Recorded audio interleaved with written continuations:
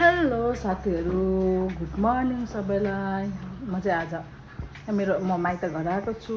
अनि मेरो भाउजूले अचारहरू के अचारहरू बनाउनुहुन्छ नि त। अनि त्यही भएर म आज चाहिँ देखाउँछु हजुरहरूलाई। चाहियो भने मसँग सम्पर्क गर्नुहोला। खालपरीको अचारहरू, अर्ग्यानिक बेसारहरू, किनेमाहरू आफैले उयो गरेर बनाएर गर्नुभएको छ। म देखाउँछु हजुरहरूलाई। यो चाहिँ सुँगुरको अचारहरू हो साथीहरू। यो चाहिँ सुँगुरको अचारहरू यो गरेर अहिले सिर्जना अर्ग्यानिक अचार भनेर यो यसरी गरिराख्नु छ। यस्तो स्टिकर गरिराख्नु छ।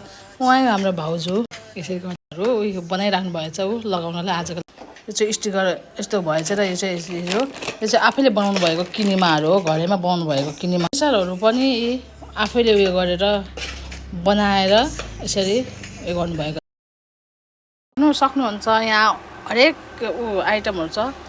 यो चाहिँ राँगाको भयो, यो चिकनहरू भयो, अनि पोर्क पनि हुनसक्छ, अनि टिमुरको अचार, अनि अक्काबडी खोर्सानीको अचार। किन्न सकिँदैन भने सानो पनि देखाउन सकिन्छ। सानोहरू पनि अचारहरू यत्रो पनि छ। अचार टिमुरको अचारहरू, आँपको अचारहरू पनि छ, कागतीको अचारहरू पनि छ। मिक्स अचारहरू हो। यो चाहिँ मिक्स अचारहरू हो सबै।